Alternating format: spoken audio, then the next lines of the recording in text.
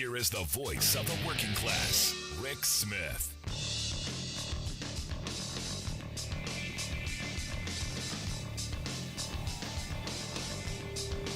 And welcome, brothers, sisters, working class heroes.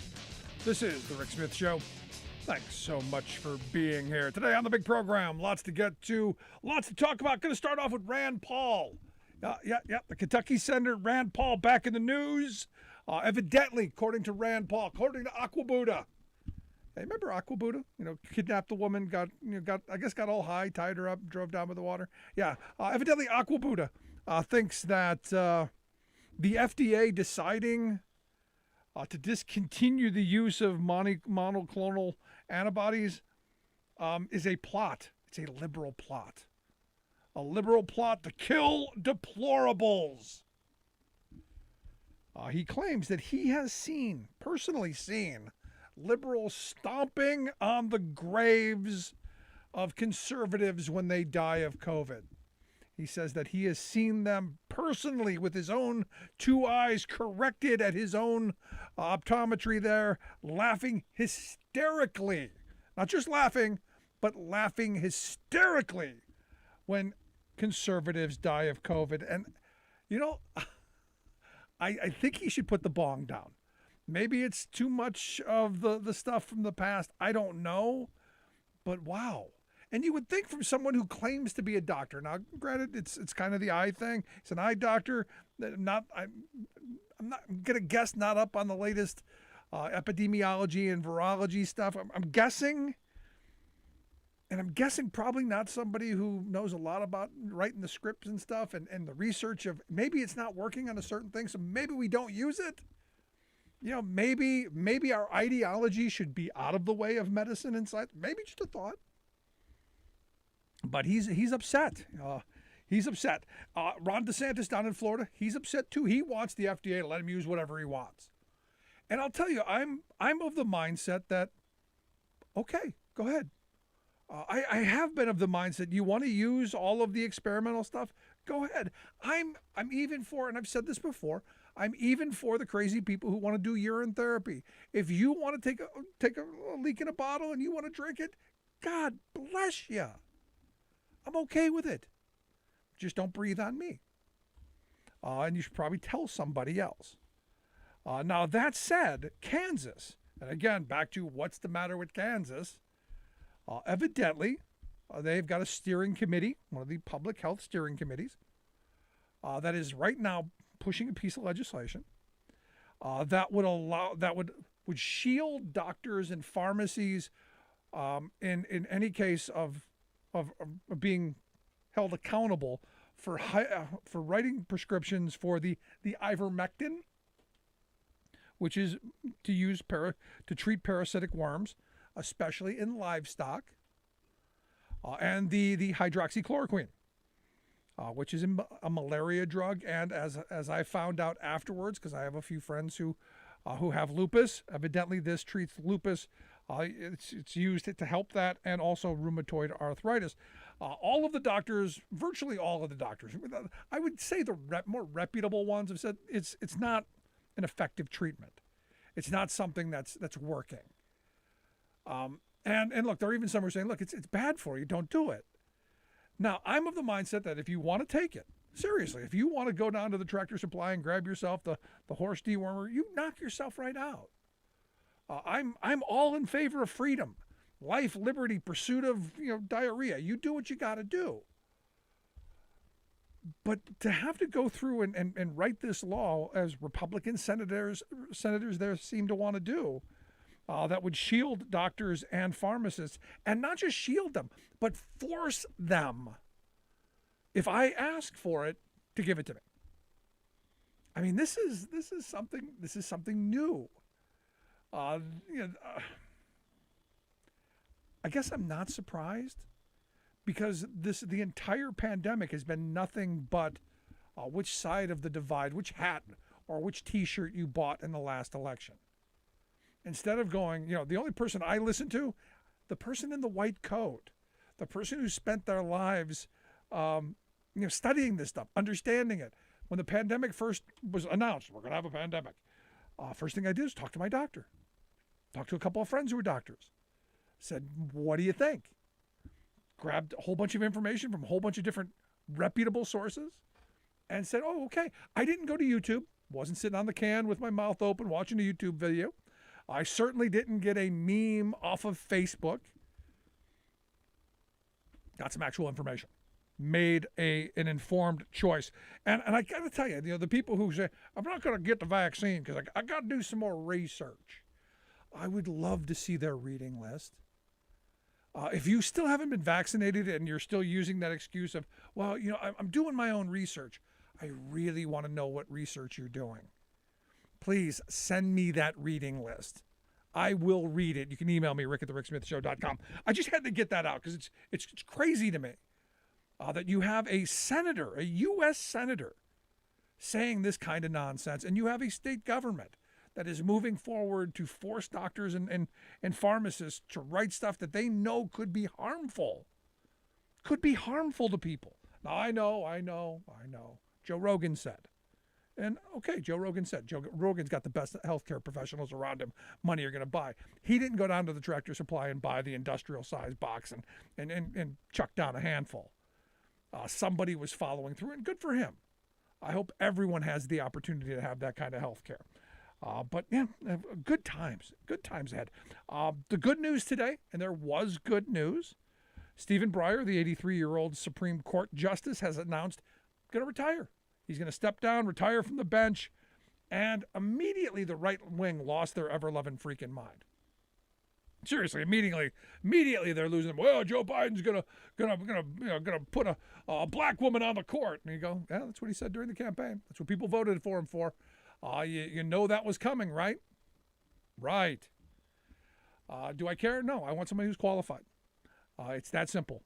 And the president will make that choice. I mean, whoever he chooses will be immensely qualified. Now, to drive the cons crazy, I threw out a couple of my suggestions. I suggested Kamala Harris, the vice president. I think she would be a great choice to put on the court. She was attorney general in California, after all. Has a legal background. I also suggested, if not Kamala Harris, Michelle Obama. That would really make the right lose their ever-loving freaking minds. Not that she'd take it, because I got to think she's living the dream. But, this is one of those things where I'm going, a lot of people are going to get really upset about this. And, it's not going to matter who you put on the court, because it's still going to be a 6-3 conservative court. This is a sideways move. This is just making that seat that Breyer's in a little bit younger. And a little bit, maybe a change in gender, maybe a change in ethnicity, but that's okay. We need a little bit more diversity in our laws. But understand, if I'm Breyer, and I was thinking about this today, because a lot of these folks, they have, like Ginsburg, Ruth Bader Ginsburg should have retired before, Obama left office, a year before, well before before she passed. If I'm Breyer, I don't know that I can sit through what's going to happen over the next 2, 3, 4, 10 years. I don't know that I can sit through watching what is got to be for him, a painful ideological shift of the court as they go to repeal the entire 20th century. The Federalist Society and the big moneyed interests, they are in the move to repeal all of the things that built what we think of as America. They are going to try to repeal every bit of the New Deal that they can get away with. They're going to touch everything from education to healthcare, from labor to consumer rights, from free speech to religious intervention into your life. We could quite conceivably, with the court that we have, undo, basically every protection for working people, every protection for consumers, end up a total corporate dominated society, but with a huge bit of religion and mandatory religions. And I've always worried about Christian Sharia law. I have conservative friends who are crazy. They want to bring Sharia law here. And I'm going, yeah, I'm just as worried about you guys I'm worried about all of it. I'm worried about this kind of insanity when religion goes to the extreme. And it seems to me that this court, with Amy Covid Barrett on the court, could be moving us in that direction. The big moneyed interests, they want what they want, and control of, well, you, me, and the others, a big part of it. Now, the question was banged around today, and I don't doubt Joe Manchin needs his attention fixed. The question was, is Joe Manchin gonna destroy this too? Is he gonna destroy Biden's legacy completely by rejecting any of the Supreme Court nominees that he comes forth with? Don't know. Now, I understand if this plays out too long, this is one of those things that drags on, and Manchin and Sinema play their little tap dance game. Do you see an election swing in November like I do, and the possibility of Mitch McConnell? Now, this is early in the year, mind you. But if Joe Manchin does to this nomination what he's done to Build Back Better, what he's done to voting rights, I could see us in November still talking about a Supreme Court justice. Now, I don't think it's going to happen. I think it will go through, and I think we'll get somebody who's going to be ideologically in line with Breyer. I don't think you're going to see somebody who's going to be way off to the left, even though no matter who is chosen, the Fox News types, the OANs, the fringe media, they're going to paint that person as the most extreme ever. We've never had more extreme justice than this person, because, of course, it's what they do. And the question that comes back, this person that they're going to put on this court is going to have to live through, ideologically, a massive shift in this country. Because everything that we take for granted, because understand, Roe versus Wade is done. It hasn't happened yet, but it's done. Just like the Abood decision that granted public sector workers the ability to form unions and made sure that free riders paid their fair share and all of that. They're rewriting law as we speak. And from some of the things that I've heard and some of the stuff that I've read, in kind of the laziest ways possible. Evidently, Neil Gorsuch's not so much of a work ethic from what's being said. But this is one of those things where you go, all of the messaging that's out there, and I got a bunch of emails from people today immediately, they're going to put this crazy liberal person. Think tanks were sending stuff constantly, banging us. Listeners were sending think tank talking points because that's what they do. And, it was that low rent, guttural fear and smear kind of stuff that, whoever this candidate is going to be, and there are a bunch of names being thrown around, and, people who are well qualified, young African-American women with good qualifications who, I'm not opposed to having them on the bench, but immediately out came the fear and smear. Out came the most liberal ever, all of this stuff. And ugly stuff. And it's going to get worse. Trust me, it will get worse. But in the process, we have to remember that elections have consequences. And I look at where the Supreme Court is. The Supreme Court has already undone a lot of the things that my generation took for granted. A lot of the things that had been decided law. And I know John Roberts said, we're only going to call balls and strikes. I believe in decisis. I believe in decided law. Not out of me. And yet this court has done that time and time again. They've sided with corporate interest over and over and over again. Now, for me, I want somebody who's going to be well-written, well-researched, and going to be the ideological voice of dissent in what is going to come. I want somebody who's going to be out there pointing out just how bad the conservative majority is, or I should say the corporate majority. So it's going to be an interesting couple of weeks. This is going to take a lot of steam out of the air. Still got to get something done on the voting rights, got to get something done on the Build Back Better, got to get something done before the midterms. And this is where I keep coming back to this moment. Living in a rural area, having grown up in an urban area, I'm fortunate that I see both sides. I want someone on the court who understands that there are differences.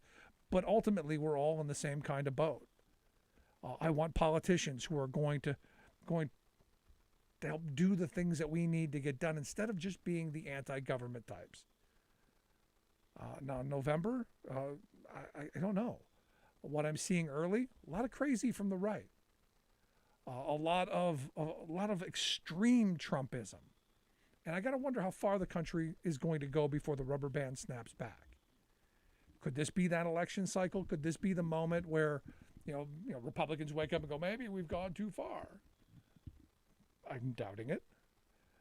But maybe the voters will. And Democrats have to get something done. This is where I keep coming back to Joe Manchin and Kirsten Sinema. We need to go to the voters and go, hey, something got done. And now look, last year a lot of stuff got done. They got the rescue plan pushed through. They got the bipartisan infrastructure bill pushed through. Did a lot of things through executive orders that needed to get done. Not unhappy with it. For me, as a labor guy, firing Peter Robb on day one was, that's good for me. Getting rid of some of those people on the NLRB so that we start getting some sane, rational decisions. Good stuff. Stuff we desperately needed and we need more of. But people have to see that equating into making their lives better. And today on the program, we're talking a little bit about, what's it look like for Democrats in November? What has to be done to make it not a bloodshed? Because all the stories that I'm seeing is, oh my God, the sky's going to fall. Democrats are going to get wiped out. They're going to lose 40, 50 seats in the House. They're going to lose the Senate because there's an enthusiasm gap, we keep being told. Also going to talk a little bit in this hour about, why can't we get things pushed through that we, the people, actually want? Why can't things get done? And the question of, hey, how are we going to pay for it keeps coming up. We're going to talk with Ryan Cooper about his book that just dropped and maybe explain why. A little bit of the history of our economy, a little bit of the history of why we can't get stuff done. We're going to take a quick break. When we come back, Joe Trippi, he's going to be here, a veteran Democratic political strategist, working with the folks over at the Lincoln Project to help make sure that we get back somewhere near the sane line. Going to take a quick break. Right back after this. If you miss any of the program, make sure you get the podcast at thericksmithshow.com. Download it, share it with your friends, neighbors, co-workers. Pass it around. Quick break. Right back after this.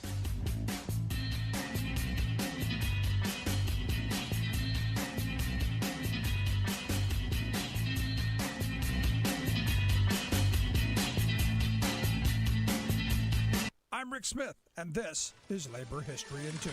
On this day in labor history, the year was 1921. That was the day Sid Hatfield and 22 other defendants went on trial for the murder of Detective Albert Feltz. Hatfield was chief of police in Matewan, West Virginia, when the United Mine Workers came to Mingo County to organize coal workers. The Stone Mountain Coal Company moved to smash union activity. They brought in Baldwin Feltz detectives to evict union miners from company housing. Hatfield supported the miners' right to organize and urged locals to arm themselves. He confronted the detectives at the train depot as they were leaving town for the evening about the evictions they had just carried out. The detectives presented Hatfield with a phony arrest warrant. Surrounded by armed miners, a gun battle ensued, leaving at least 7 detectives and 4 townspeople dead in what is referred to as the Matewan Massacre. The trial was set in the Mingo County seat of Williamson, where Baldwin Feltz agents lined the streets to intimidate those sympathetic to Hatfield and the others. The prosecution hoped to prove that Feltz's murder was premeditated and used the testimony of paid spies who had previously attempted to gain Hatfield's trust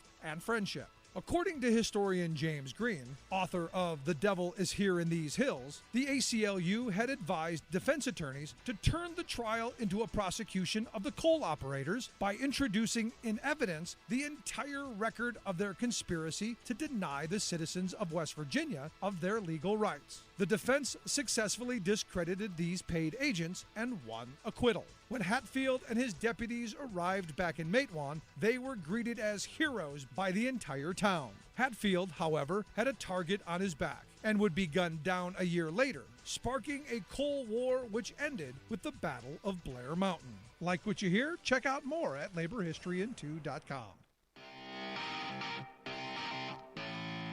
Welcome back to the Rick Smith Show. Now, here is Rick Smith.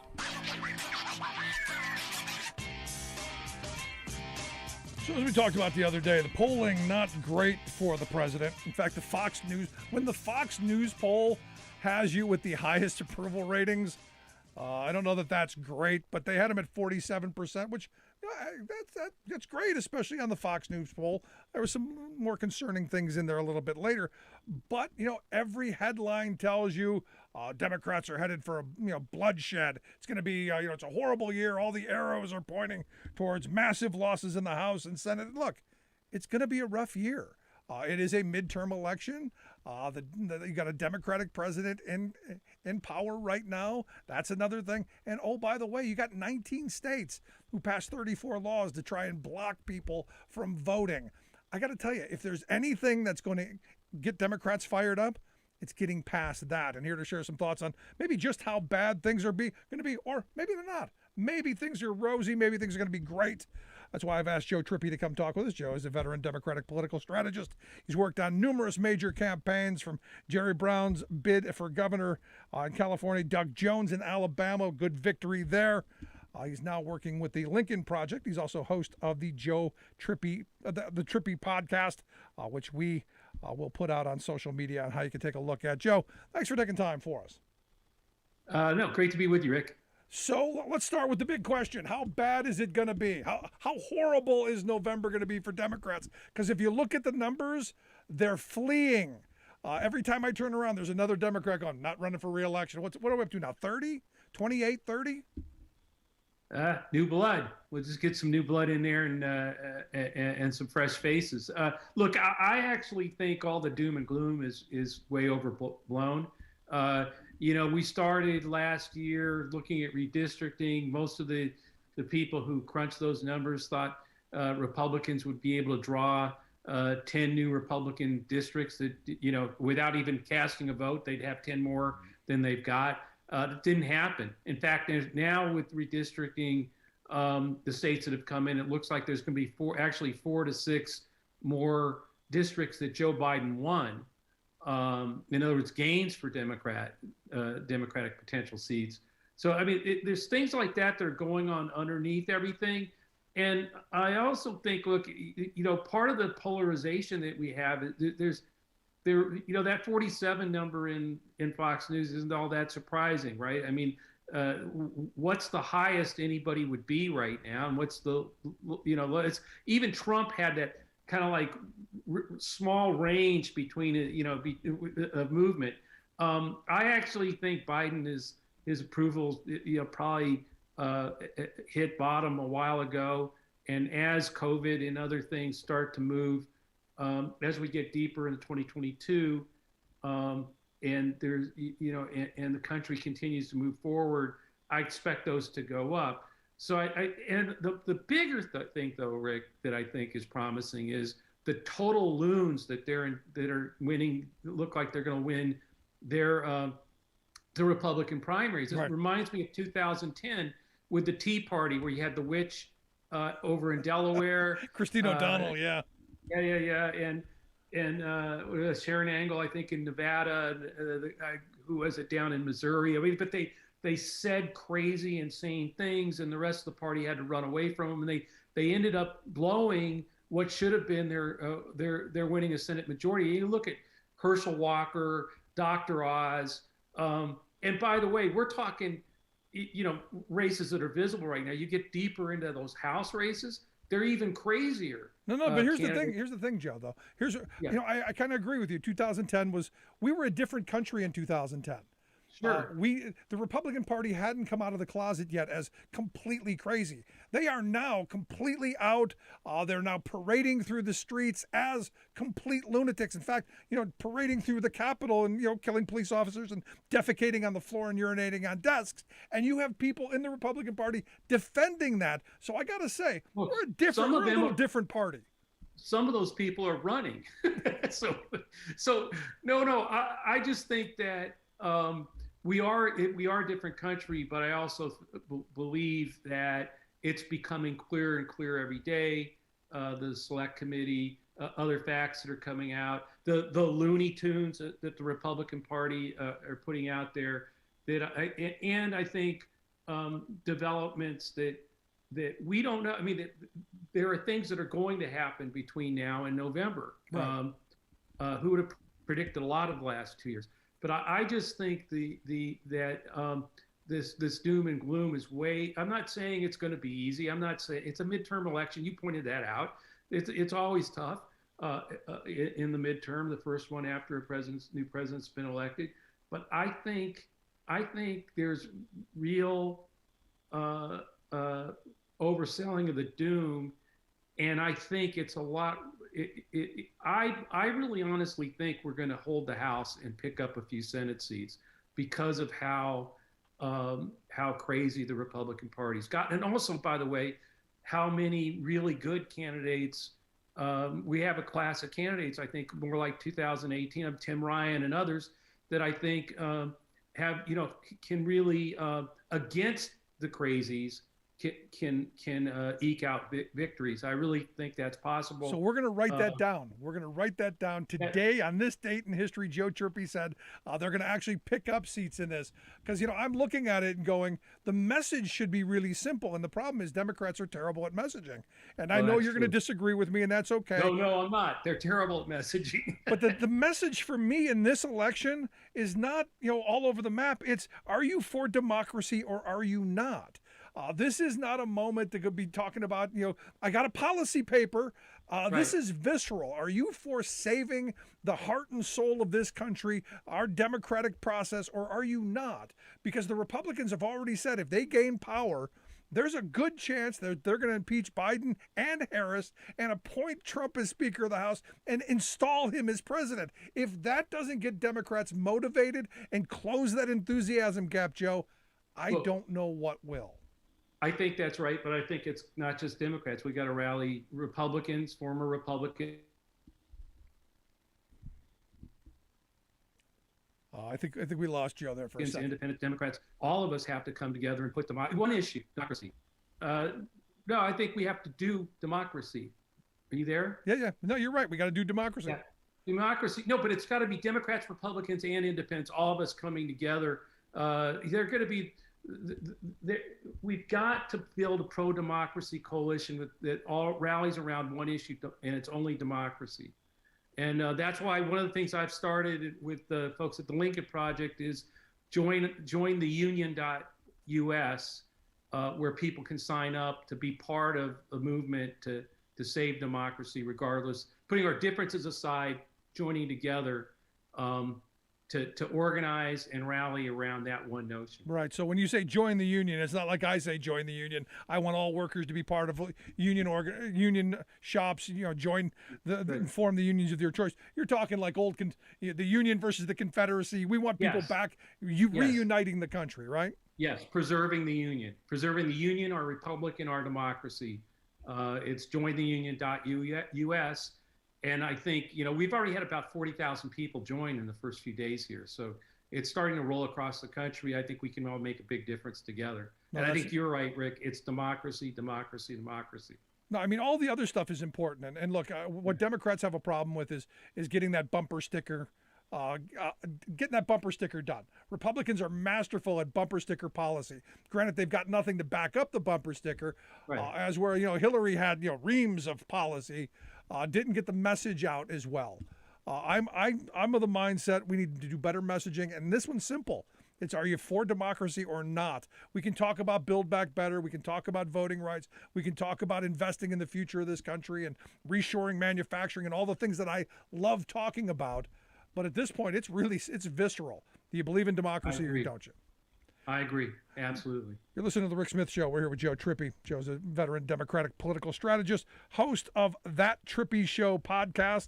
I got it right this time. We'll get it out on social media, how you can take a look at that. He's also working with the Lincoln Project on this most recent project that, I think is really important to make sure that people get involved. Join the union.us if you want to take a look at that. So you said a moment ago that you got really great candidates. At the end of the day, it comes down to dollars and cents, though, Joe. You got to raise money. And from what I understand, there are a lot of people who they're keeping the powder dry, ducking and covering, whatever the words you want to use, because the message, you look everywhere, is still that enthusiasm gap. Do you see that changing in the near future? Yeah, I do. I think people were exhausted after the last election, rightly so. And I think until our candidates get out there, and there's like Tim Ryan, and these candidates are getting out there now, and starting to, I think they're starting to raise the money they need. I don't really think that our candidates are going to be short on money. What they're going to be short on is we have to be in every precinct, on every door. This has got to be a grassroots, from the bottom movement to save the democracy. Let the candidate talk about their policy, but we have to be out there fighting for democracy and making that front and center what this is all about. And that's why we did start the union. And you're right. I'm for calling on people to join unions too, but this is the union in the old Union versus the Confederates, bringing that back. No. I mean, for me, the reality is the one thing from January 6th that will never come out of my mind is watching someone walk through the halls of our Capitol with that damn Confederate flag. Yeah, exactly. I mean, if you have to hearken back to that kind of imagery, and for people to understand that we're on the brink of possibly that kind of a conflict, because there are people who want to destroy everything that this country has stood for the last 100 years. And as I said in the beginning, we've got a Supreme Court that's in the process of repealing the 20th century. We've got to stand up and fight back on this stuff. No, you're right. And that is it. I mean, to carry that flag through the Capitol on January 6th, to have 139 members of Congress vote to not certify the duly elected president of the United States, Joseph R. Biden. It was a failed coup attempt. And they're not going to stop. They're not going to stop. I mean, that's this whole thing about, that's why it is democracies on the ballot in 2022. If anybody thinks that they have the majority in the House, that Speaker Jim Jordan isn't going to lead them to certify the loser in 2024, which will be Donald Trump running again. That's what's going to happen here. And that's why this is so important this time around. And that's why, as a Democrat, I joined the Lincoln Project, a bunch of former Republicans, because it is about putting all those past differences aside and putting democracy on the ballot. No, I said this in a podcast I did recently, that this is that moment. This is the moment that we have to come together, because it is about democracy. And, if you would have told me back in 2010 that I'd be friends with Joe Walsh, the former congressman from Illinois, and that we'd be civil to each other and we wouldn't be yelling at each other, and that we'd be working towards the same goal, I'd have told you were crazy. But I see Joe now, and I consider Joe a friend. We agree on nothing policy-wise, but the one thing is saving the democracy, our democracy in this country. That's the only thing right now. It really is the only thing. We can get back to debating marginal tax rates. I pine for those days. Absolutely. Yes. Here's the thing. I said at the beginning, there are 19 states passed 34 laws. Their goal is to stop people from getting to the ballot box. That is the intended purpose. They can say what they want. The default is always to hold people away. The default is to reject people from voting instead of being more into it. How are you going to get past that? I know people are saying, Democrats are better organized than they've ever been. We've got digital armies who are doing this, that, and the other thing. How are you going to be able to hurdle all these obstacles in all these different states? It has to be a bunch of different things. It's got to be people like Mark Elias, who's filing lawsuits around the country to stop these suppressive votes and voting laws and the redistricting battles. He's winning many of them. Part of the union, we already have hundreds of attorneys who have signed up, joined the union and said that they want to help in the legal battles. So it's building that legal core, but also you're right. I mean, it's got to be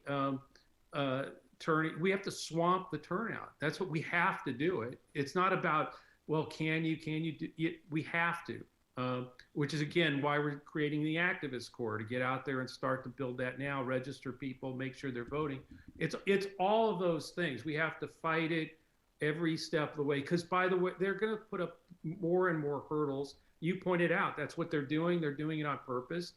And I think the other thing is when they do these things, in the past there tended to be a backlash. It's tended to help spur minority turnout and progressive turnout because of how clear it is what they're trying to do and who they're trying to stop. Yeah. And so I think all those things have to factor in.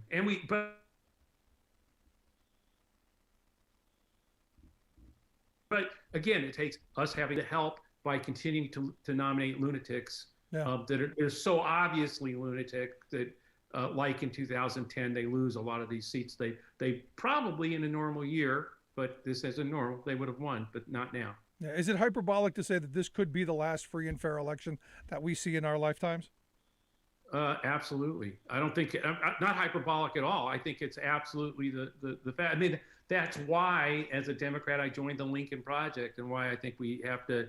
It's the same thing with Walsh. I agree with you. I used to have knockdown, drag out, screaming stuff with him.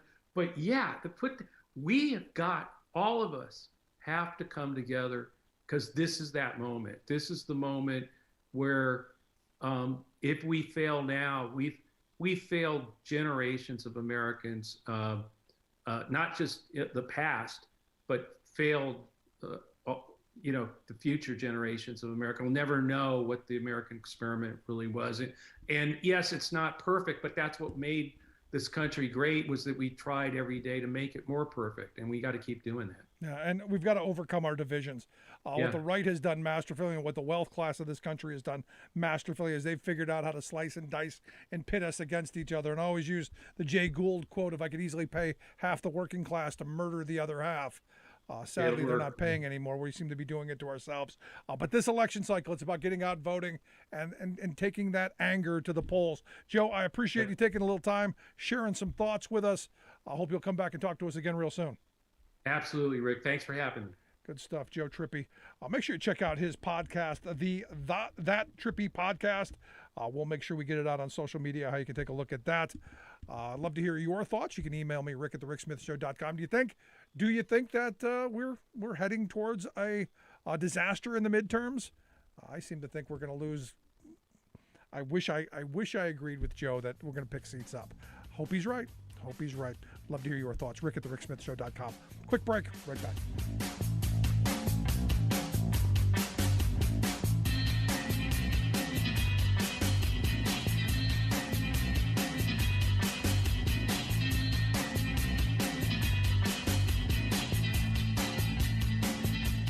I'm Rick Smith, and this is Labor History in 2. On this day in labor history, the year was 1907. That was the day that President Theodore Roosevelt signed into law an effort to get corporate money out of national politics. The law was called the Tillman Act. The act was named after its chief sponsor, Senator Benjamin Tillman of South Carolina. President Roosevelt had fallen under public criticism for taking corporate money in his 1904 run for office. After he won the race, he included the issue in his address to Congress. Teddy said, "All contributions by corporations to any political committee for any political purpose should be forbidden by law." The resulting Tillman Act covered national banks and corporations, but the act had no real enforcement provisions. Since the passage of the Tillman Act, Congress has moved to further regulate campaign financing more than 10 times. Labor union contributions were regulated for the first time during World War II. During the war, unions were strictly prohibited from direct political donations. During the 1944 election, for the first time, the CIO, the Congress of Industrial Organizations, set up a political action committee. The PAC was to support pro-labor candidates and legislation. 3 years later, however, limits on union political spending were beefed up even further by the Taft-Hartley Act. The role of corporations and unions in campaign finance continues to be a hotly contested issue. In 2010, the United States Supreme Court decided the landmark case Citizens United. Their decision ruled that money equals speech. Corporations and unions can spend as much as they want on elections as long as they don't coordinate directly with individual campaigns. This has led to a flood of money by very wealthy donors into super PACs. More than a century after the passage of the Tillman Act, we still have not solved the question of election financing.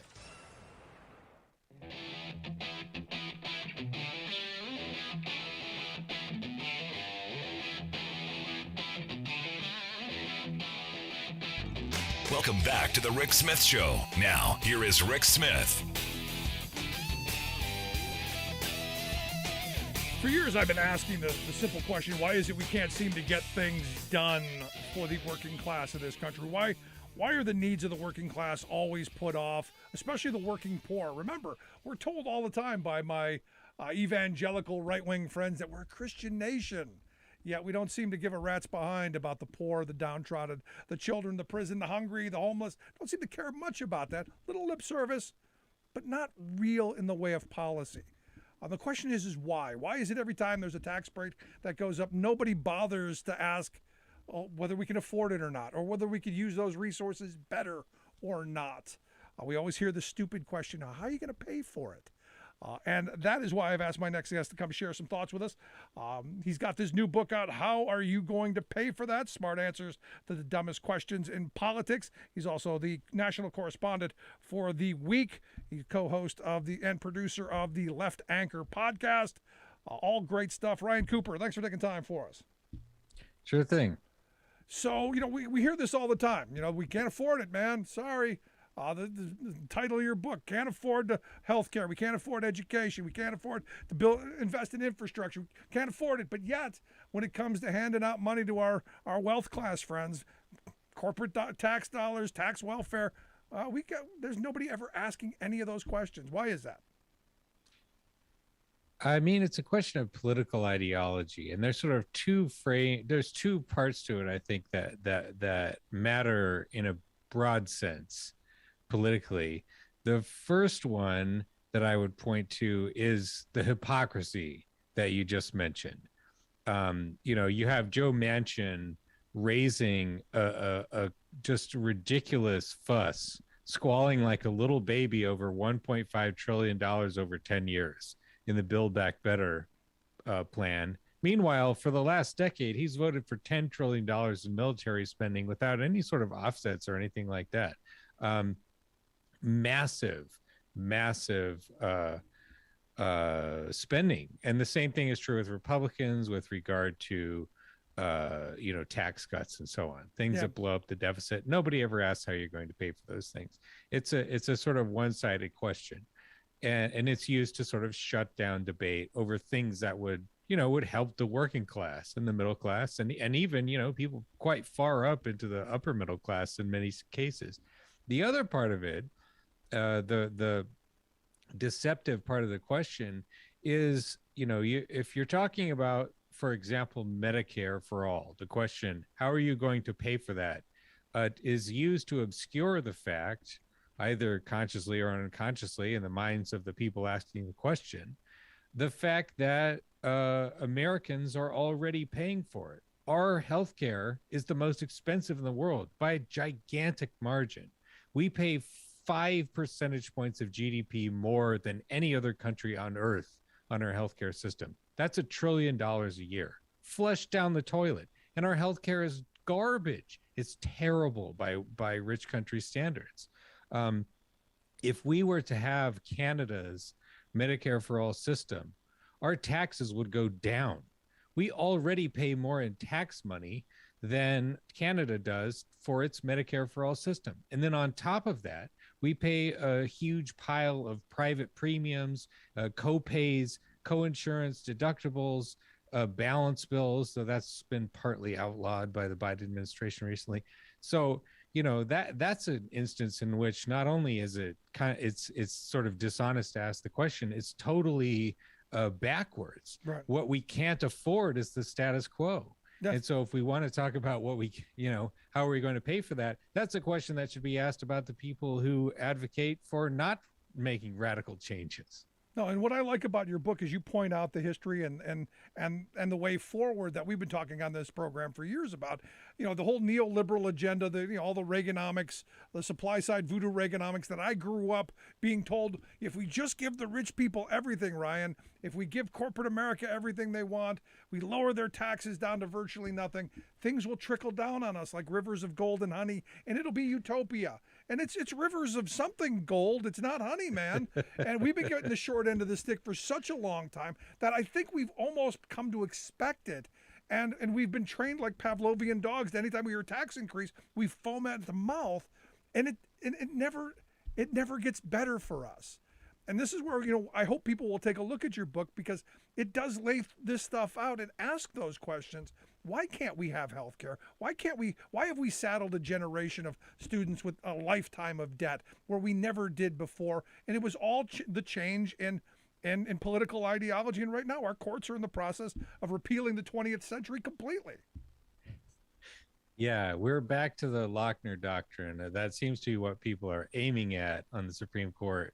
Yeah, my liberty to contract however I want, Ryan. Yeah, the noble doctrine of if Democrats do it, that means it's unconstitutional. You were talking about taxes, and I think that speaks to the kind of ideological problem.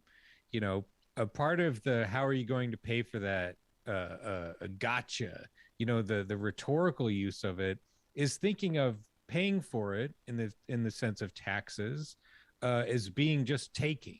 Like the government's reaching into your pocket and you're not getting anything for it. It's going to all those other people, the Obama voters who are getting the Obama phones, the nice welfare that like white people don't get, this is the subtext of it. And it goes back, decades and even centuries in the sort of American political consciousness. But the thing about, to return to the healthcare discussion, if you count healthcare premiums as taxes, American workers are the second most highly taxed of any country in the OECD, just behind the Netherlands a little bit. We're paying something like 42% of our net compensation in taxes and mandatory payments. And so one of the objectives of this book is to try to put forth a new vision of taxes as not to say like it's not just the government sticking its hands in your pocket to like waste the money on bureaucrats or whatever. It's how we pay for things collectively that otherwise we have to pay for. We have to shoulder that burden ourselves. Right.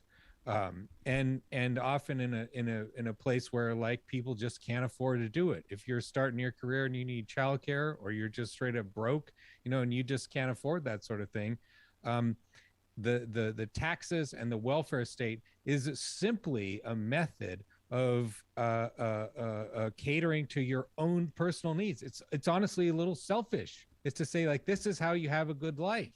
You have to hang together, with everybody else. We all take care of each other. We all live good lives. And I always say it's, we use government to do the things collectively that we individually cannot do. Educate the populace, national defense, roads, bridges, all of that. Healthcare should be in that as well. And it makes sense to me. Yet we've been told for the beginning of time, at least in my lifetime, that, the one who dies with the most toys wins. Greed is good. It's all about the individual, and the reality is that's the way that they've screwed all of us. You steal the Steinbeck, model of, we're all just embarrassed millionaires because we haven't made it yet. It's incredible to me. You're listening to The Rick Smith Show. We're here with Ryan Cooper. Ryan's a national correspondent for The Week, also co-host and producer of the Left Anchor podcast, and author of How Are You Going to Pay for That? Smart answers to the dumbest questions in politics. We'll get links out on social media on how you can pick this up. Highly suggested. I've enjoyed reading it. Now, one of the questions I did want to ask you is because, in the news recently, Intel's going to get a bunch of money from the state of Ohio. GM's going to probably cash in a bit in Michigan. And we're in the process of reshoring a lot of manufacturing and helping start new manufacturing. And it's going to be a lot of tax dollars. In fact, I think the Biden administration was looking at something like $82 billion to help bring back some reshoring of stuff. And I got to tell you, there's part of me that goes, yeah, okay, we need it, but should we have to pay for that? Because remember, we're told the free market, the invisible hand, he knows. He knows where to put things. Why do we need me? Yeah, that's really kind of a baffling move. I mean, it's not baffling if you look at the history. It makes sense in the context of what people have done. You know, the political elites, the way that kind of neoliberal, what I call in the book propertarianism, you know, kind of the sacralization of property, how that kind of influenced the political process starting from the 1980s through kind of, I would say, 2016. I think kind of Trump basically broke that consensus. But, you know, you're looking at these companies which, you know, sent all of their jobs or a substantial portion of their jobs overseas thanks to treaties that were passed by the United States government. You know, you had various free trade agreements passed, NAFTA, CAFTA. You had, I think, most importantly, permanent normal trade relations with China that passed in 2000. And now it's like, oh, shit, all of our manufacturing jobs are gone. All of the things like the production that we need to like satisfy the goods and services and sort of like a central part of our advanced industrial economy, that all got sent to another jurisdiction. And they were sort of baffled that we did this to ourselves. And now it's like, oh, this is an incredibly brittle system that we've created. It's very lean, as they say. Just-in-time production means that if you need more than one additional unit of semiconductors, then you're not going to get it. You know, we've set it up such that all of that extra capacity went into profit. And so I think it speaks to what you're saying. The lingering shreds of the kind of neoliberal ideology that people feel the need to cater to these companies, to tell them that they're like, oh, here's a big old handout to build a semiconductor factory in a state that's like, you know, politically important for people, rather than sort of beating them into line, you know, to be like, you will build a new semiconductor fab in, you know, Youngstown, Ohio, or we're going to nationalize your company. You know, this was the approach. I was reading the other day a great book about the production of World War II, and in which the government approached basically the entire steel industry and said, your prices are too high, you're going to lower them, or we're going to nationalize the entire industry, all the companies in the steel sector. And the owners of the businesses said, who's going to run the businesses? And they said, some second lieutenant will do it. It's fine. We can figure it out. And they said, okay, fine, we'll cut our prices. And, you know, that just like an illustration of the change in attitude and what you can get out of businesses if you really put the fear of God into them, rather than like just sort of running around like, you know, Oliver Twist, like, please, sir, can I have a little semiconductor factory? You know, like, come on, you know, this is the most powerful country in the world. We've got, you know, aircraft carriers and stuff. Like, it's pathetic. It really is remarkable, Ryan, when you stop and you think about it, that, you know, for 100 years, the U.S. was the manufacturing powerhouse of the world. And in such a short period of time, it's not that we lost it. We know exactly where it is. We gave away that manufacturing prowess. And, you know, something like 70,000 factories closed, millions of jobs, millions of families, you know, basically out in the cold with no transition to help them to survive. And you wonder why the American people, the American working class, is so angry in this moment, because they've been left out in the cold. And, well, we've given them a little trade adjustment assistance when things happen, but that's nothing compared to what they lost. And, you know, I'm hoping that at some point we undo I was hoping this administration was going to be the one that hits the reset button on the whole, you know, Reaganomics era, on the whole Chicago school neoliberal nonsense, and starts returning to some bit of control, because government spending can create jobs. We've heard for, you know, the last couple of years, you know, government doesn't create jobs. Nonsense. They do too. We got tons of procurement we can use. And we should make sure that those jobs are done by people making union wages, prevailing wage laws staying in place, and with materials that are made here. We have the power to dictate an economy. And this is what I loved about your book, is that we've been told for so long that, well, it's a mystical thing. I mean, the economy, it's an invisible guy who runs around with a little hand, and not that we can do anything about it. Your book's telling me that, and as I've always known, we can have policy, smart policy, that moves us in the right direction. Yeah, and I would say further, not only can you have policy, there is always policy. There is no such thing as an economy that exists without any sort of choice or structures or government. This is how it's always been, since long before the Industrial Revolution, and it's how the neoliberal deindustrialization happened. This was a deliberate choice, that was very profitable for a small portion of the population. And you look at, for instance, China, the country that ended up with the bulk of those offshoring jobs. They never did any of that stuff. They carefully controlled their currency, for one thing, and have, innumerable other regulations that control economic production to keep it inside their national borders, because they were never so stupid as to think, or corrupt, in the sense that, like, you're working on behalf of not just like, like internal sort of businesses, but like just totals, like cutting out your own political legs. They worked on it, and like that is why China is the manufacturing center of the world now. It's because they made it happen through choices, through effort. And it's something that could be reversed, but it's if you want to make it happen, you have to actually try. So you're saying that we can undo the damage we've done if we just had the right leadership and smart people moving us in a direction that did some of the things that need to be. Wow, I mean that's going against the grain of government's the problem.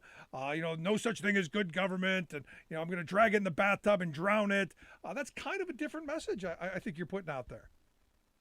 Yeah, and this is a central point that not only is it when Reagan says government is the problem, that's a non sequitur. It's completely nonsensical. The government is always there, and it's always been there, and it always will be there.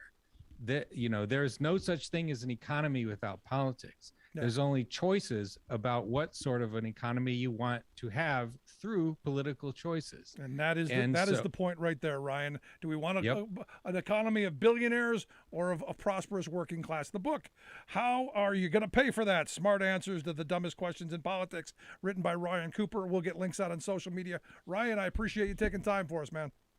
Cheers. My pleasure. Good stuff. Ryan Cooper. Make sure you check out the book. We'll get links out on social media again. Right back after this. Stick around. You're listening to The Rick Smith Show. We're working people. Come to talk.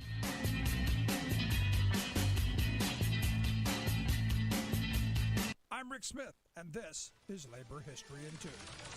On this day in labor history, the year was 1897, and the founding charter of the Amalgamated Meat Cutters Union was formed out of the merger of 7 other unions. What made the meat cutters unique for its time was that it included both skilled, or craft labor, and unskilled, or industrial workers. Organizing this complex workforce was made even more difficult because of the diversity of skills and ethnic makeup of the laborers that made up the stockyards. From the Civil War until the 1920s, the stockyards on Chicago's South Side were the heart of the meatpacking industry. Railways from Chicago brought meat raised on Midwestern grazing lands and farms to East Coast markets. In 1880, the Chicago stockyards processed 20 million cows and pigs. The workers who processed these animals worked in deplorable and unsafe conditions for low wages. In 1904, the Amalgamated Meat Cutters Union led a major strike in the stockyards of Chicago. Author Upton Sinclair included the strike in his famous novel, The Jungle. The strike was broken, in part by management bringing in scab labor. African Americans were among that scab labor. Black workers had been largely excluded from union leadership in the yards. At the time, black workers also were often organized into segregated locals, especially in the skilled trades. The failure of the 1904 strike evidenced the importance of organizing workers across racial and ethnic lines. It was an example of the long-standing tactic by management to attempt to divide workers by race and ethnicity, a tactic that continues to this day, highlighting the labor call of united we bargain, divided we beg. Labor History in 2 brought to you by the Illinois Labor History Society and The Rick Smith Show. For more information, go to laborhistoryin2.com, like us on Facebook, and follow us on the Twitters at Labor History in 2.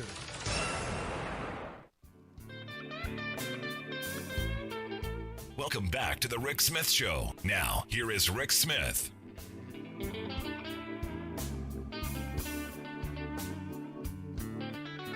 1-866-416-RICK, 1-866-416-7425. You got a thought, question, comment? I'd love to hear it. The pitch the book again, and I highly suggested, how are we going to pay for this? Written by Ryan Cooper. Smart answers to the dumbest questions in politics. And, one of the things that, sticks out to me is the child tax credit. The fact that, as he pointed out, Manchin voted for, billions of dollars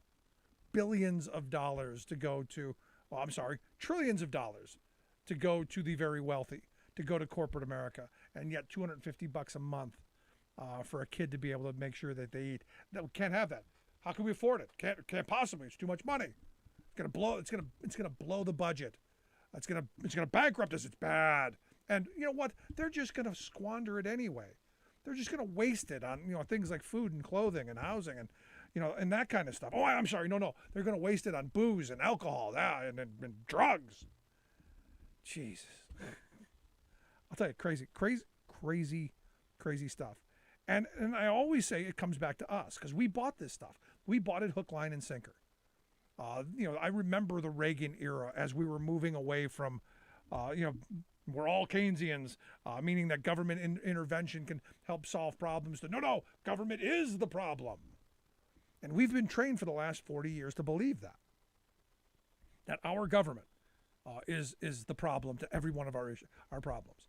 If we just let the private sector do it, if we let the smart people, the people who have all the money, let them do it, things will be wonderful.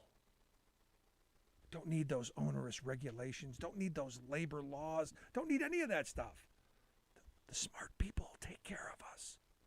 The benevolent corporations will do well for us.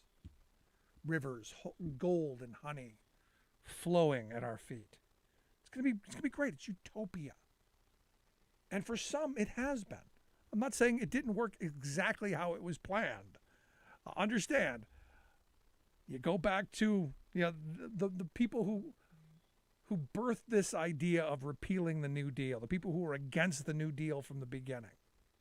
They didn't want workers to have power. They didn't want to share the wealth. And Ryan Cooper alluded to it a moment ago. They want to take us back to the Lochner era. And most people, and again, this is where our education systems fail us. Most people have no idea what the Lochner era was.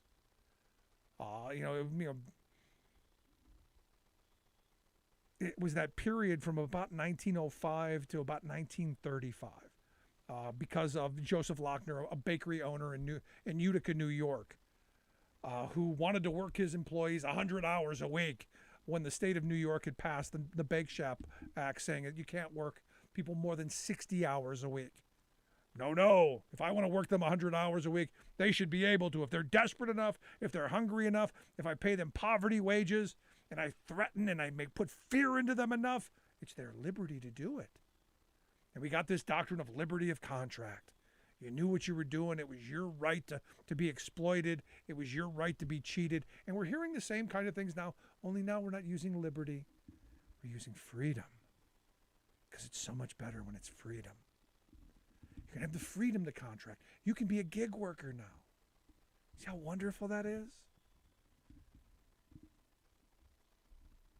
And you go, well, explain it to me, how that's going to work out better for the working class. It isn't, because it's not meant to.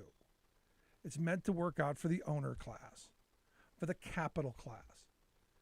They don't devise this stuff to not make themselves money. They're smart. They are. They're the ones who figured out how to get us to pay them in a lot of cases.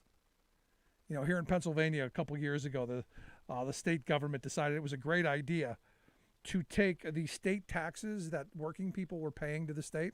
You know how you have to pay state taxes every year? You see it in your check, there's state taxes that go, because you think it's funding state government, it's going to fund, state operations, make sure that you have, people, doing the jobs that the state does. No, what they decided to do is, no, we're going to take the money that the workers think they're paying to the state, and we're going to give it right back to the company in a tax abatement. And you go, we're literally paying to work for this company. And that's what they've trained us, because, hey, we've got jobs.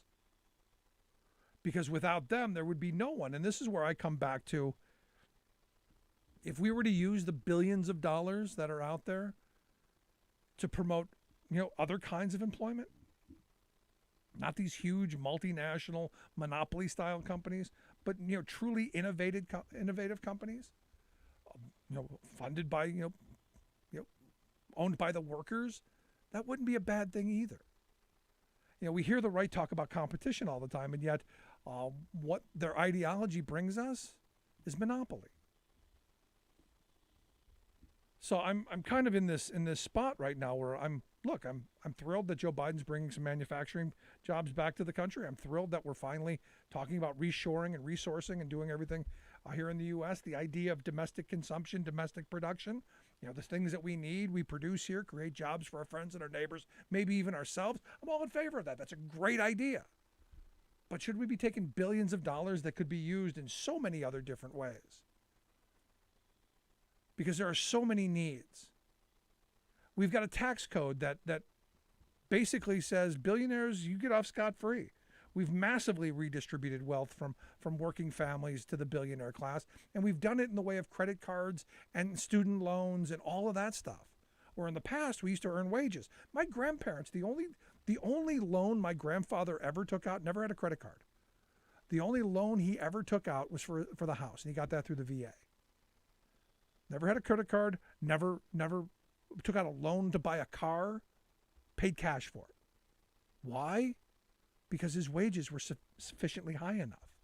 Because both he and my grandmother, they had union jobs that paid decent wages. And you ask anybody of that generation what things were like back in the 50s and 60s and early 70s before the wealthy got their hands on changing the economy and changing the ideology.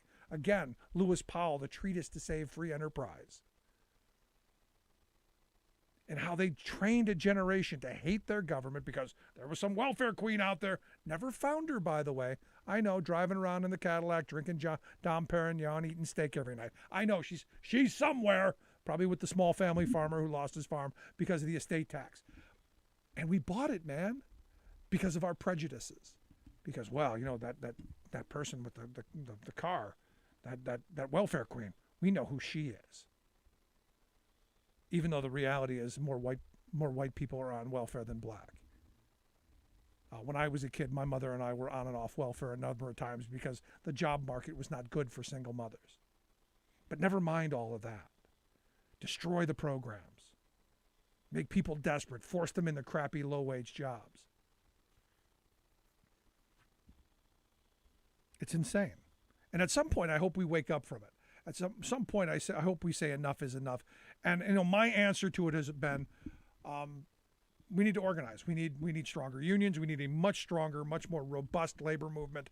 We need people joining and forming unions, coming together collectively, starting their own unions. Doing what you have to do to stand up against the moneyed interest.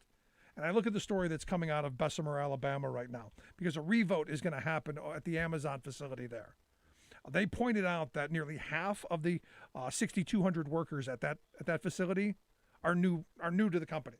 They've had that kind of turnover, and they were concerned that potentially they're concerned that the vote's going to go against them because they don't know who these people are, and of course the company doesn't have to tell them because the laws are rigged against unions to organize. Whereas in the past, in my grandparents' generation, government was there, helping unions organize, encouraging it, because that's what the law is meant to do, encourage people to join and form unions so that we have industrial peace.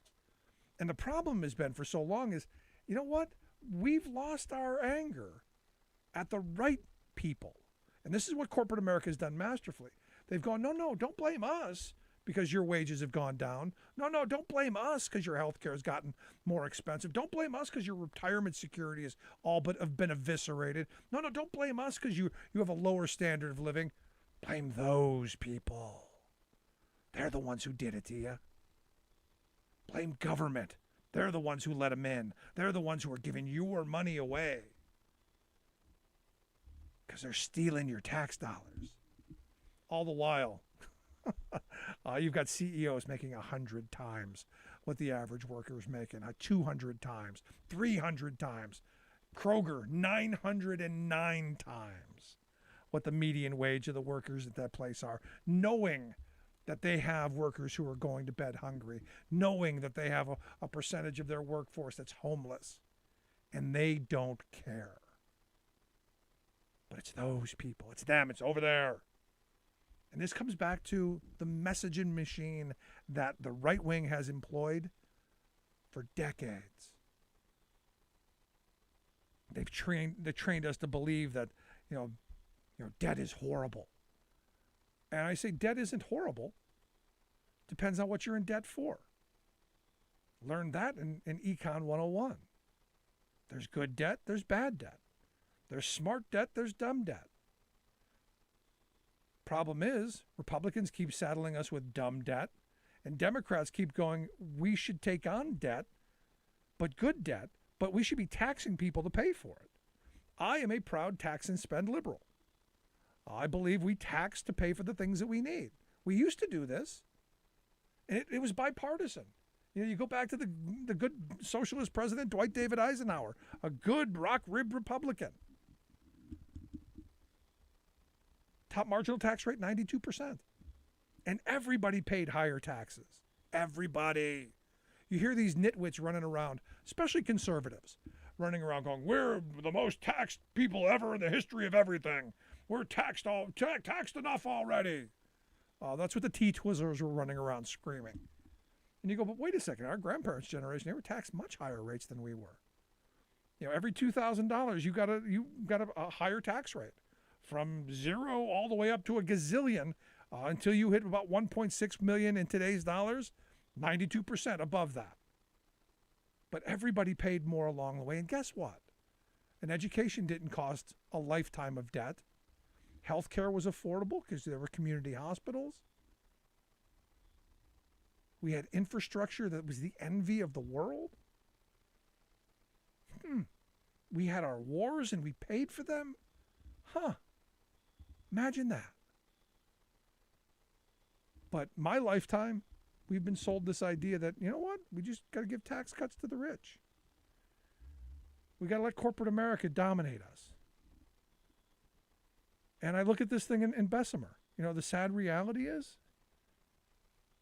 I don't think that these folks are gonna get a union in there, and if they do, Amazon's never gonna negotiate with them. It's never gonna happen. I look at Florida, in California right now, and thank goodness for California. They're moving forward on a piece of legislation that I'm in favor of. I think is a good idea. They're looking at doing some sector bargaining in the fast food industry. There is the Fast Food Accountability and Standards Recovery Act. Fast Recovery Act is what it stands for. And that would establish a fast food sector council. It'd be some people from the Department of Health, some fast food franchisees, some franchisors like McDonald's and Jack in the Box and those. It'd be fast food workers. It would be all these people coming together, deciding what the conditions, the wages, and all that in the industry all across the state would be, so that they can't go, well, we can't afford it because someone's able to slit our throat for a couple of pennies less. No, everybody across the board has a baseline, and maybe this is where we have to go, since clearly we're not able to get organizing done with the current legal structure. Maybe this is a way forward. Other countries do sectorial bargaining, where across the industry, these are the standards. So if you work for company A, B, C, or D, it doesn't matter. These are the wages. These are the conditions. This is the contract. Maybe that's the way forward. But what's amazing to me is the lengths at which these companies will go to deny their workers just a living wage. The lengths at which they'll go to deny people the right to a living wage. Amazon spent $200 million to fight back that campaign in Bessemer. $200 freaking million. I would guarantee you, and I haven't sat down and done the math, but for 6,200 workers, I'll guarantee you that $200 million was nowhere. The workers were asking for nothing anywhere close to that for the next 20 years. And yet they were willing to spend it in 1 year to beat those workers down. So you think about the lengths that these people will go. I mean, I think of Foxconn in China. They installed suicide nets in the stairwells to stop their workers from jumping to their death because they would rather die than work in these factory conditions. So they put nets in the stairwells instead of actually addressing the workers' concerns. Because, hey, don't want those workers to get too uppity. Don't want them to be spoiled for actual work. We do kind of the same thing here. Only the difference is, workers here have the right to go home and go hungry. And we have something of a social safety net. It's not the greatest. And I think what a lot of people learned during the pandemic is it's not the glamorous lifestyle that we're led to believe. That it's hard to apply for unemployment. It's hard to jump through the hoops to get food stamps. It's hard to go through all of these processes. And there are a lot of people looking, a lot of people trying to get you in trouble. It's insane. And I keep coming back to this point that we can do better. I'm a believer in government of, for, and by we the people. As I said earlier, doing collectively what we can't do individually. Making sure that we all have the best opportunities and the best shots. We can do that. But it comes down to us voting in a direction that's going to move us that way. Look, there are Democrats that I would never vote for. There are Republicans that no way I would ever vote for. Find me some people who are going to come forth and say, look, we're going to rebuild this economy and make it one that is going to be prosperous for working people, and I'll vote for them. Show me a way forward on child care and health care. Show me a way forward on education opportunities. People now going, well, we need to forgive student loan debt. I go, you can't forgive student loan debt until you solve the crisis that was created by massive tax breaks for corporate America and the wealthy. You stole money from these universities and these kids' educations to give to rich people. That's what you did. And now we have to undo it. So before there's forgiveness, we have to figure out how to fix the problem. That seems logical to me. Anyway, I'd love to hear your thoughts. You can email me, rick@thericksmithshow.com. Going to take a quick break. Right back after this. Stick around.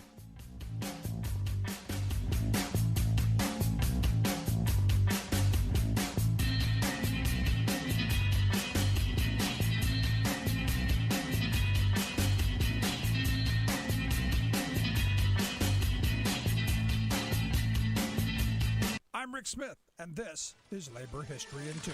On this day in labor history, the year was 1921. That was the day Sid Hatfield and 22 other defendants went on trial for the murder of Detective Albert Phelps. Hatfield was chief of police in Matewan, West Virginia, when the United Mine Workers came to Mingo County to organize coal workers. The Stone Mountain Coal Company moved to smash union activity. They brought in Baldwin Felts detectives to evict union miners from company housing. Hatfield supported the miners' right to organize and urged locals to arm themselves. He confronted the detectives at the train depot as they were leaving town for the evening about the evictions they had just carried out. The detectives presented Hatfield Hatfield with a phony arrest warrant. Surrounded by armed miners, a gun battle ensued, leaving at least 7 detectives and 4 townspeople dead in what is referred to as the Matewan Massacre. The trial was set in the Mingo County seat of Williamson, where Baldwin Felt's agents lined the streets to intimidate those sympathetic to Hatfield and the others. The prosecution hoped to prove that Felt's murder was premeditated and used the testimony of paid spies who had previously attempted to gain Hatfield's trust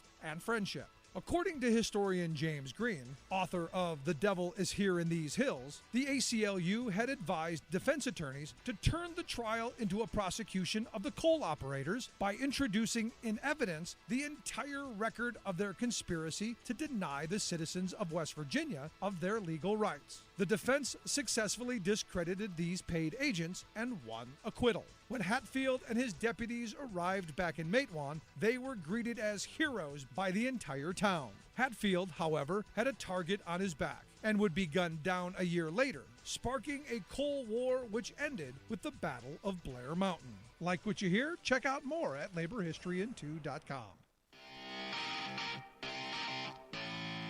Welcome back to the Rick Smith Show. Now, here is Rick Smith.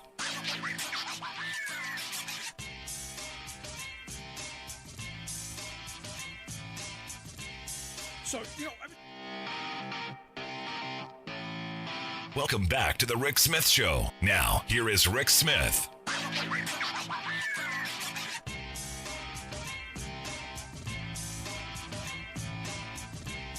So, I've been talking about for a while the fact that Democrats don't usually do very much in rural areas like where I live. And part of what, I've been dedicated to over the last several years is talking about working class values in rural areas. We've got stations across the country that are in, in rural communities, not on the coasts, not in your big Democratic areas, but in places, where Democrats don't usually try and compete. And I've been saying to Democrats, your values, your policy aims are not exclusive of just to the high Democratic areas. Working class people in rural areas believe this kind of stuff too. And we need to run candidates who are sane, rational. We need to run on good economic issues.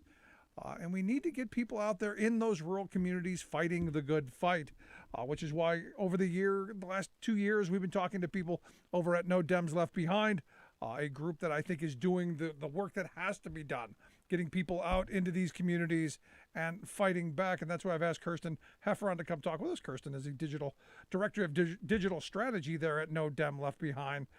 Kirsten, thanks for taking time for us. Thanks so much for making the time for us. So, I've been saying this for a while. The reality is the Democratic Party really hasn't done a lot of organizing, a lot of staying in rural communities and listening to rural working class folks. I know your organization's trying to do that, but overall, this is where I think a big push should be, because there are a lot of us in rural communities who would vote for Democrats on economic issues. I absolutely agree. All of us at No Dem Left Behind agree with that.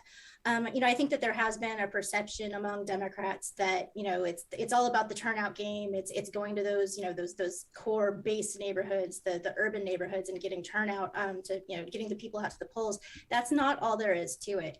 Especially when you look nationwide at things like the Senate.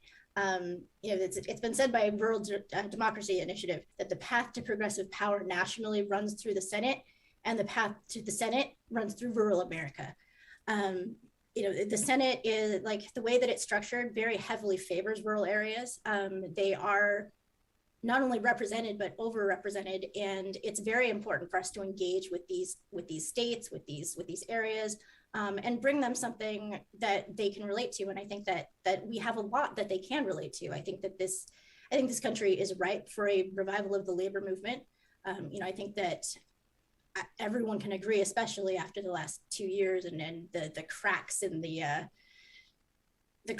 foundation that the coronavirus and the pandemic have kind of revealed about workplaces and the way people feel about their work. I think that people are ready for a change there. I think that they're ready for more worker protections. They're ready for unions, frankly. So I think there's a lot to be done there. And I think that if you look at what just happened in 2021 with the Virginia elections, there's a great, lesson to be had there of what happens when you do ignore these rural areas.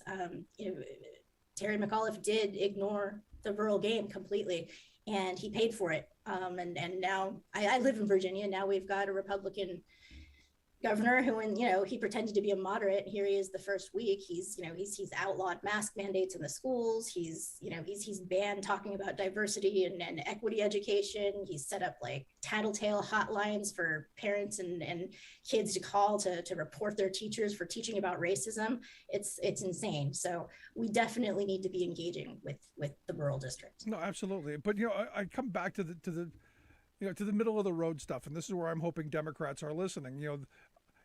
That message of making people's lives better, because we focus a lot on poverty and inequality in the urban areas and in our big cities. We talk about it all the time, but inequality and poverty is just as big in rural communities. And I've always been someone who believes politics is how we make people's lives better. Policy is how we make things better.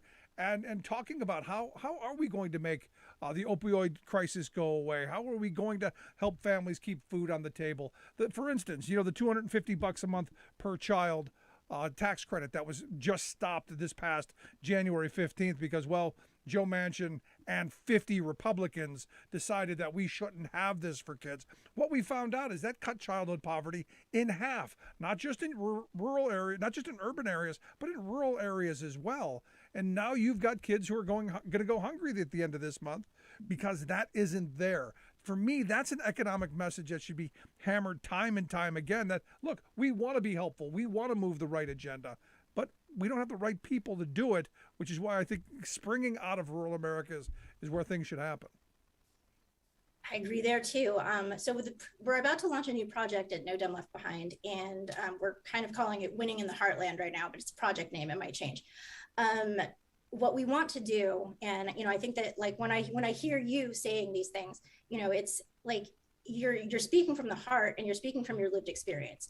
And I think that is what connects to people. And No Dumb Left Behind has always been about not just finding the right message for rural America, but finding the right messengers.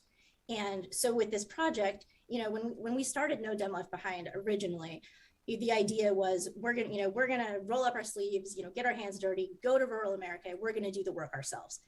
Well, the pandemic happened, we had to put things on hold for a while. And over the course of the past couple of years, we've realized rural America doesn't need us, the specific people working in our offices, as much as they need support. They need, what they need is frankly our funding, our training. They need to be empowered where they are. They know so much better than we do what rural needs are, how to talk to rural people, what the messaging needs to be.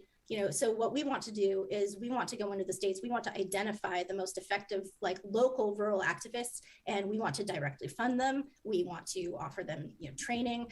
We want to offer them whatever it is that they need so that they can be effective in their communities. Right. Because what we're hearing from them is they feel kind of left out to dry. They've got ideas. They know exactly what they think it would take to win in their area, but what they don't have is the resources, and they just don't have what they need to make their dreams a reality. We want to change that. Yeah, and to be honest, you're not Magellan discovering new lands. This is basically what Newt Gingrich did back in the 90s for the Republican Party, where they weren't competing in areas, and in fact, he made sure at one election that there was a candidate in every congressional election, where in the past there had been none. And this is, I think, is one of those things that Democrats have to focus on. Make sure you've got a candidate, a well-researched, well-funded candidate, a well-staffed candidate to go out there and actually compete on the idea front and not just on who has the most resources. So I think you're spot on accurate right there, because in my area, I live in a 65-35 district, and someone running for office here is at a sizable disadvantage. But when you talk to Republican voters face to face and you have conversation with them, their interests are the same as anyone's interests. They want good schools for their kids. They want safe neighborhoods. They want opportunity for the future. They want good wages. They want the same stuff. So yes. Having those conversations, making those relationships, that's what's important. Absolutely. And, I think that you touched on something important there in that, when you talk about the issues and just lose the buzzwords, like if you just talk to people, across the kitchen table about where they're at in their lives, you talk to them about insulin prices for their grandmother, or that their job has been shut down because their industry is dying and they need retraining. Even things like universal basic income can be popular if you don't call it that. Like if you're saying, even just like the tax credit, what if you had a few $100 extra every month to help out with this? Or what if your grandma's insulin was covered?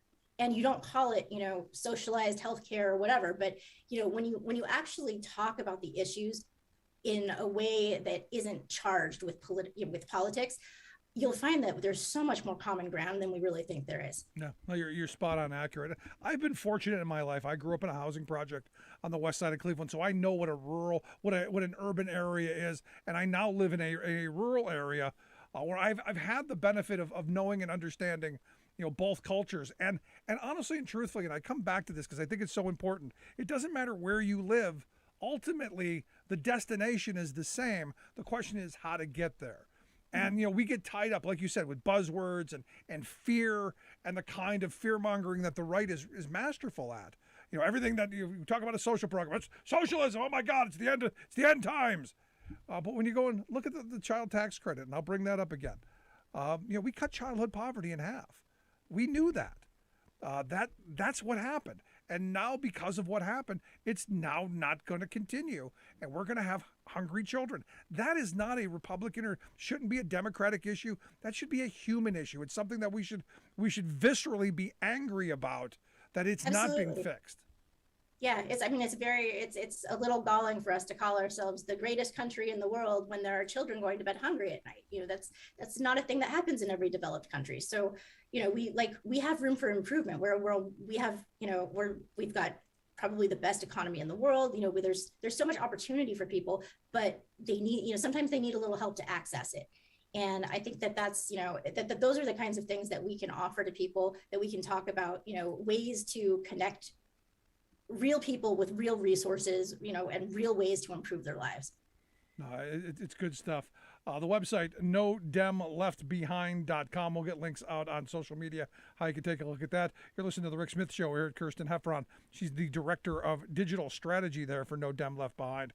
Again, the website, nodemleftbehind.com. Now, I know recruiting the right people to run for office, and I've, over the years, I've had, all kinds of people saying, Rick, you got to run for this, you got to run for that.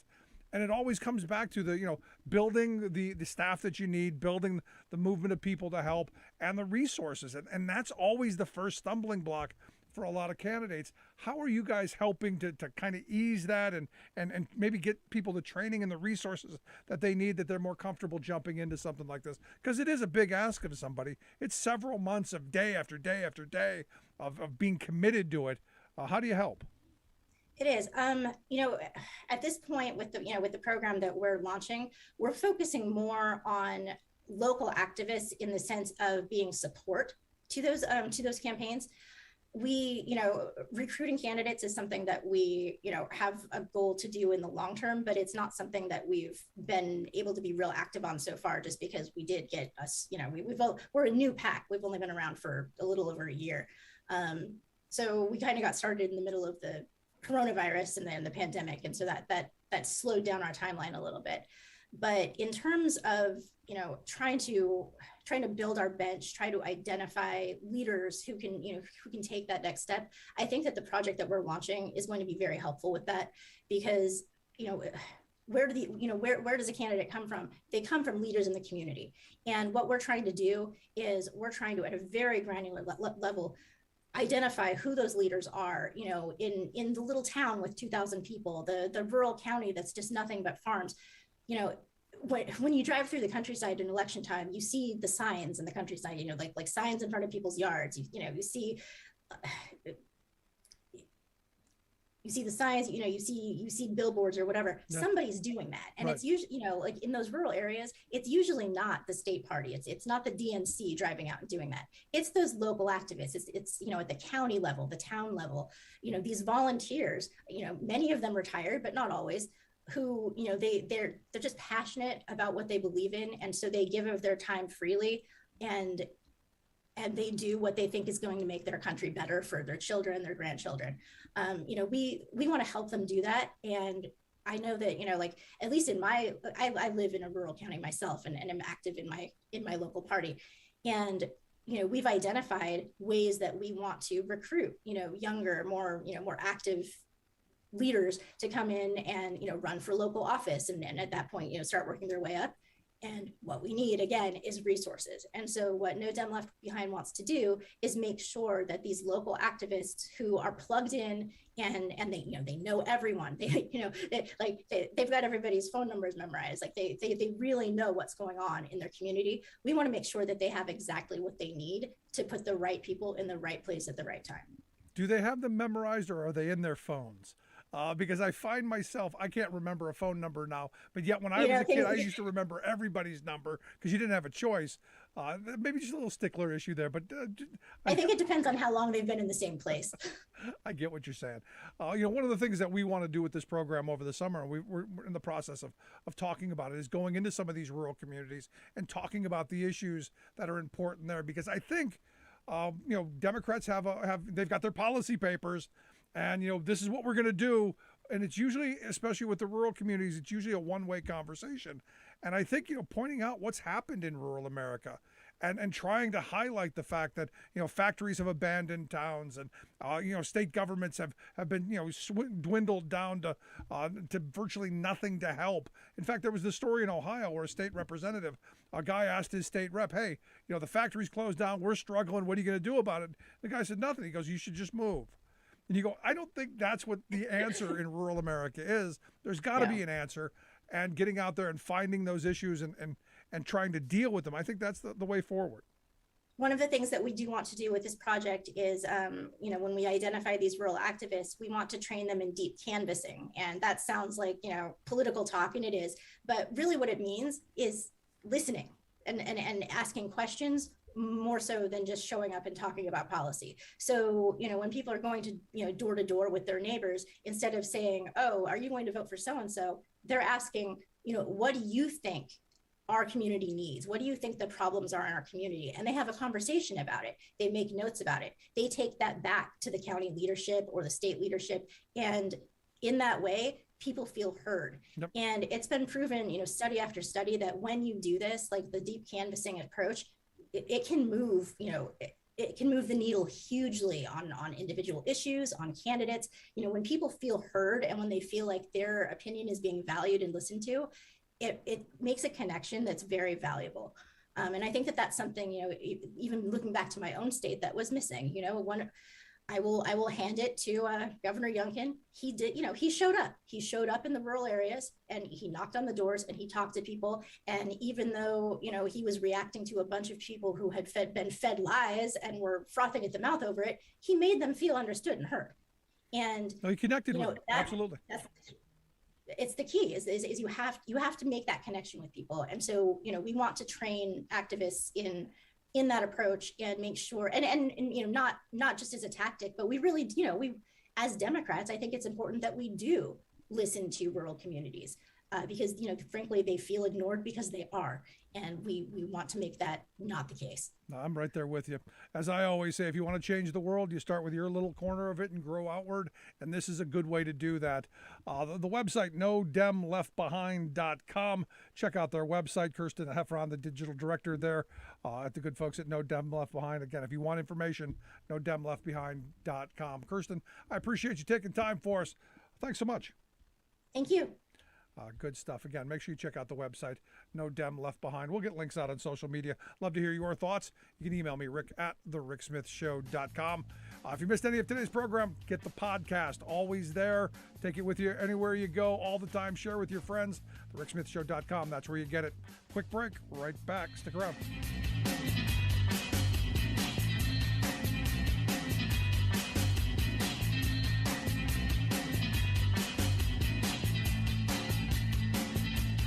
I'm Rick Smith. And this is Labor History in 2.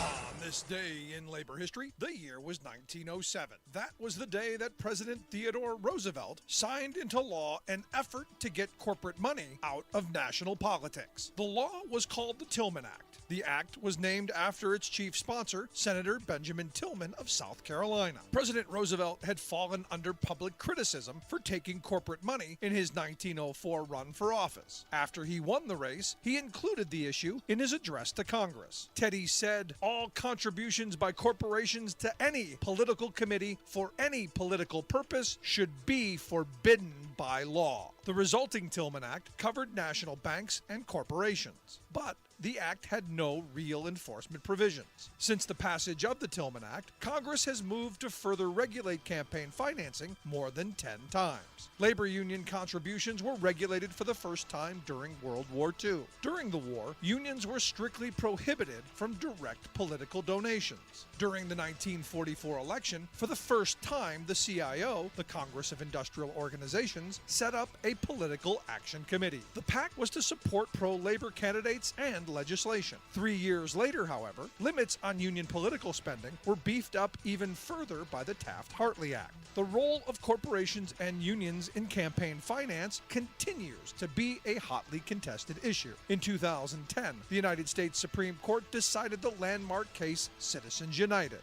Their decision ruled that money equals speech. Corporations and unions can spend as much as they want on elections as long as they don't coordinate directly with individual campaigns. This has led to a flood of money by very wealthy donors into super PACs. More than a century after the passage of the Tillman Act, we still have not solved the question of election financing.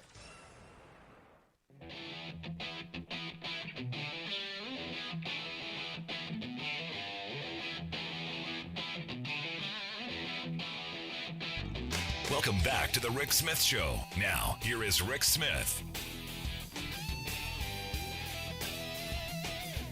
So, as Kirsten pointed out in the last segment, Virginia Governor Glenn Youngkin, he's got the tattletale line.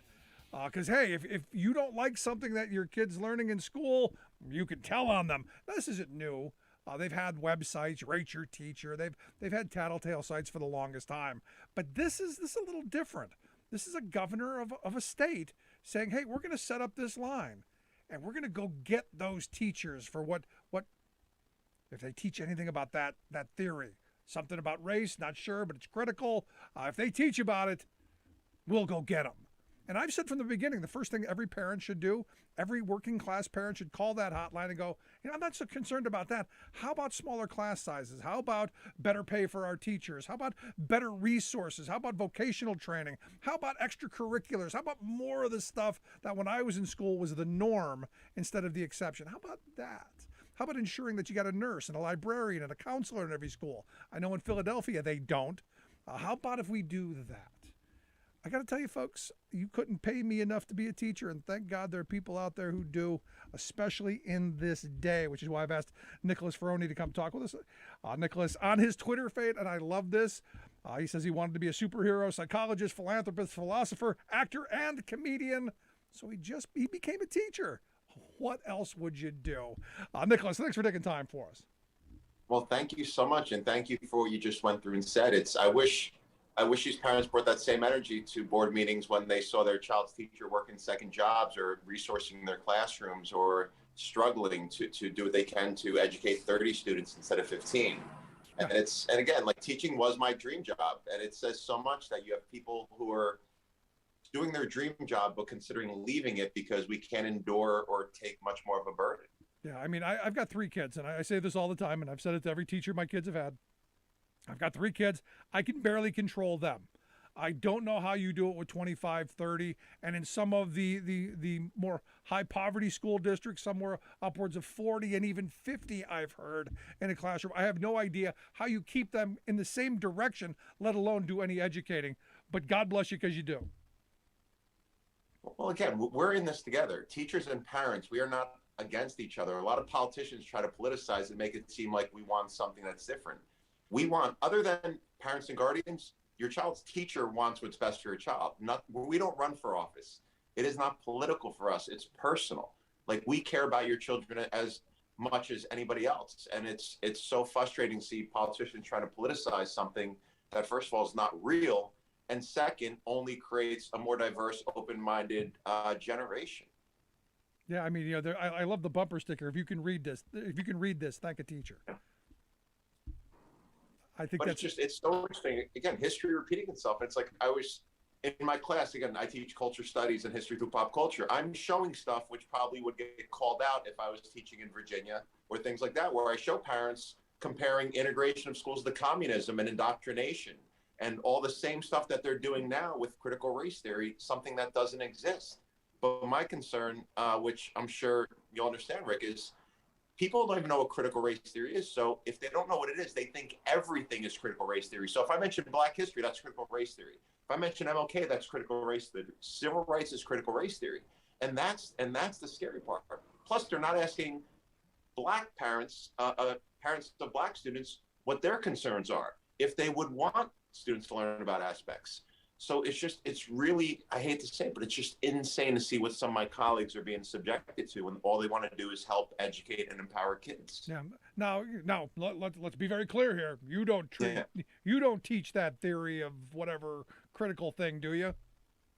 No, the only reason I even knew what critical race theory was is because I have friends who are lawyers, and I have family members who are calling me, asking me if I teach it. And first of all, my first question is, what is it? They don't know what it is. They just know they should be scared of it. Do I teach Black history? Yes. Do I teach inclusivity? Yes. Do we talk about systemic racism? Absolutely. We talk about all those things in my class. So the fact is, it's something that is being used to politicize that is not even happening in 99.9% of the schools. Yeah. No. And now a parent, I'm sorry. No, go ahead. What I was going to say. Now, technically, if I was in Virginia and I'm talking about redlining or Jim Crow, and the parent's like, whoa, is that about race? Okay, then that must be critical race theory. Now we're turning parents into bounty hunters. And to me, that's so insane. No, I'm right there with you. When this first came up, I was like you. What is it first? Explain to me what it is, and then let's have a conversation about what it actually is. And I said, when someone explained it to me, I go, it's a legal theory taught in universities. I'm going, so my kids don't have any access to this. And even if they did, I'm not afraid of it, because I want my kids to actually be well-rounded, thoughtful, critical thinkers, capable of evaluating certain things and sources, and then formulating their own opinions.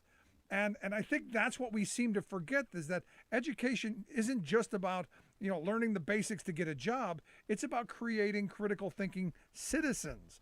And sadly, I think our education system has failed us when you look at the kind of things that are bouncing around and the kind of responses to things that are being spoon-fed to them by the outrage media. Yeah, the one thing I love about history was it is uncomfortable to talk about things. It should make you question things. It should make you evaluate. I tell my students, I don't teach the Disney version of history. That's why I could never teach elementary school. We teach the raw, authentic, because again, to me, it teaches empathy. When I always apply it for people who think like learning about Black history makes white kids feel guilty. They teach about Nazi Germany in Germany. We teach about the American Revolution. We don't say it makes us hate British people to learn about the American Revolution. We don't say all these other things, but for some reason, when it comes to race, they make it out to be such a divisive topic when it's just history. It's education. Well, I mean, it shows where we are as a country, unfortunately. And I talked about this yesterday on the show. I had always thought, everyone learns about the same history. We're all kind of in the same boat. It's usually non-biased. And then as I got older, I realized I learned a certain version. I never learned anything about Black history. I never learned anything about Native American history. I never learned anything about labor history. I never learned anything about a lot of the things that I think are important. And as I got older, clearly I took courses and I read as much as I could and tried to educate myself. But this idea that we're going to hold ourselves off from any kind of information is insane to me. And especially coming from the people who preach to me about their belief in free speech. And this is the craziest part of this, Nicholas. These are the people who just in the last election were screaming about free speech, now literally shutting up a professor in Florida before he was going to talk about the civil rights movement because might have something about that theory in it. It's crazy. I mean, the hypocrisy is just galling. Well, I wrote an article 10 years ago that I just reshared, and it was basically titled is We indirectly teach racism, sexism, and discrimination in schools.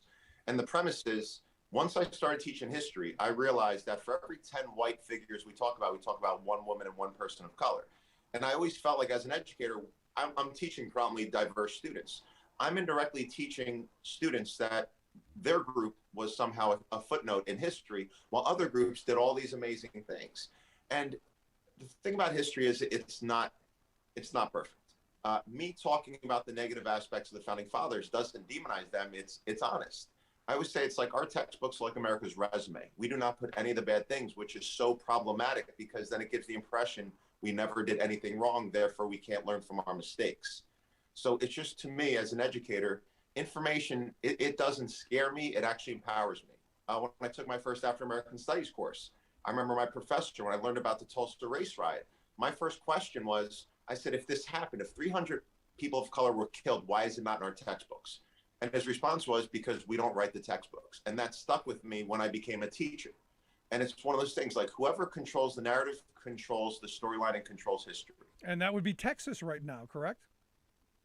Texas, Florida, that they dictate a lot what goes in textbooks. They also wanted to change the word slaves to workers a few years back.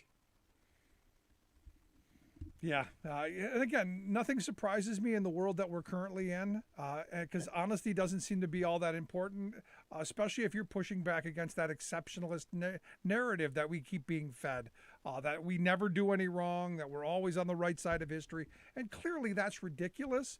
But I come back to this point of, back in 2015, we took our kids all throughout the South. We did a civil rights tour with the program, and we did wherever they treated a black person poorly, we went there to talk about it.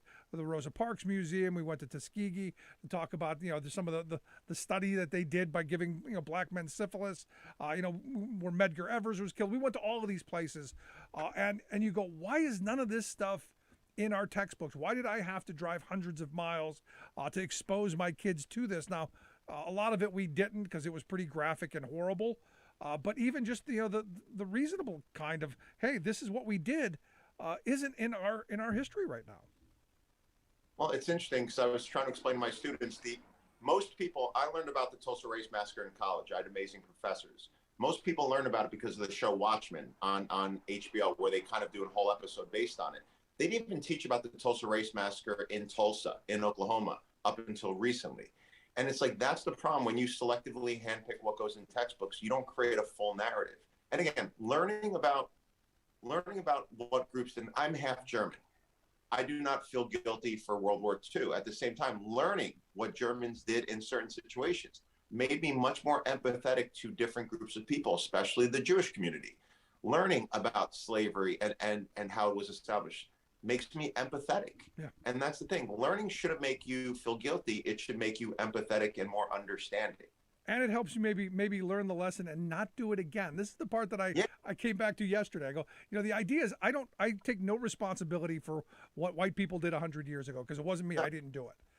But I can learn the lessons, and I can say, you know what, I'm going to make sure that I don't do it, and I'm going to make sure that it doesn't happen again, and that we make people's lives better.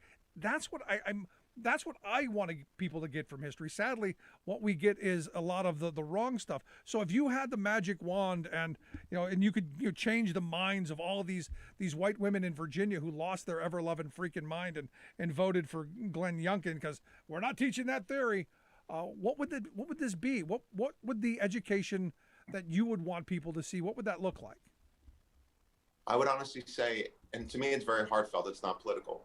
If you want your child to be a global citizen, to contribute to society, to truly be colorblind and empathetic and compassionate to everybody, then let them understand and get an experience of everyone's culture and everyone's history.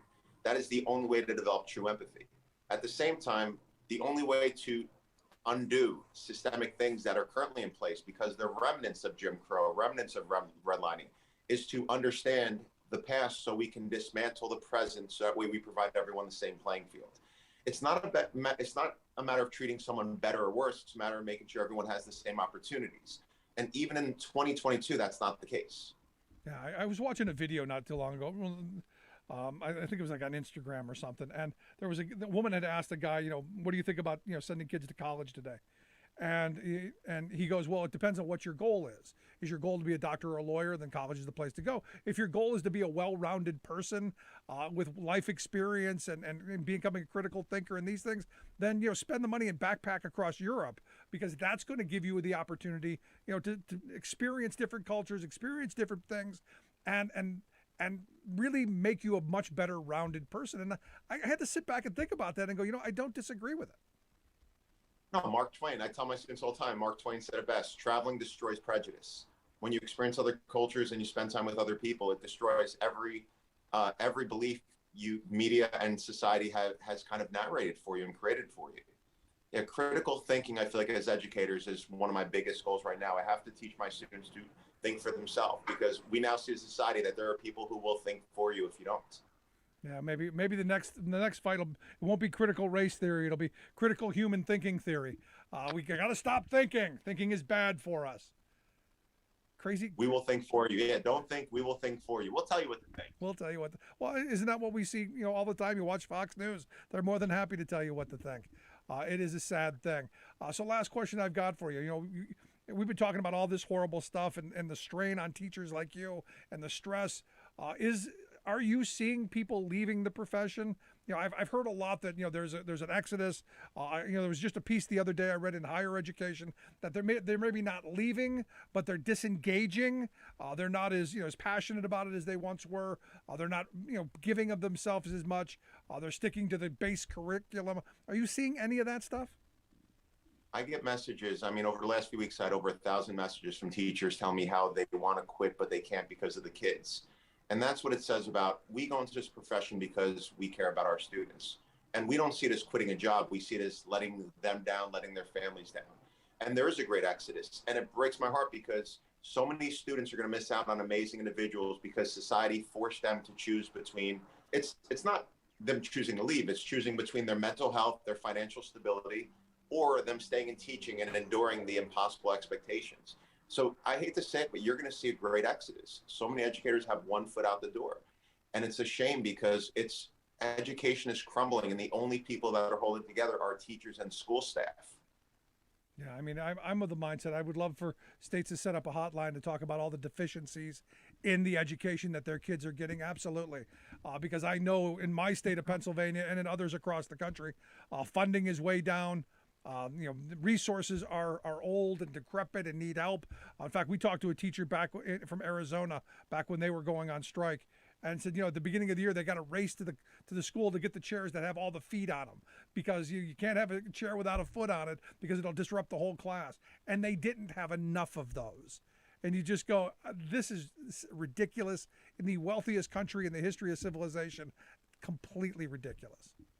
But isn't it interesting that they have money to arm teachers, provide teachers with mics, and record every teacher, but they don't have money to shrink class sizes or to resource teachers or to pay teachers? They have the money when they want it for stuff that we shouldn't be using it for. Yeah, I'm right there with you. Nicholas, I appreciate the time. Great talking with you. Thank you for the work that you do. Thank you to your coworkers and every teacher for enduring the trauma that you put up with to educate our kids. I know not enough people say thank you, so let me be one of those people who does. Thank you for what you do. Thank you so much, Rick, sincerely. Good stuff. Nicholas Ferroni. Again, I don't know how teachers do it, and I've said this before. I have no idea how you put up with it, but thank you for doing it, because it is vitally important. This is how we move a society forward. This is how we have a society of citizens and critical thinking citizens. So thank you. If you missed any of today's program, thericksmithshow.com. That's where you go to get the podcast. The Rick Smith Show app on the smartphone. Take the program on the go wherever you go. And as always, you can email me, rick@thericksmithshow.com. Remember, follow us on social media at Rick Smith Show on Twitter, YouTube, Facebook, all of that. Thanks so much for being here. We'll see you back here next time.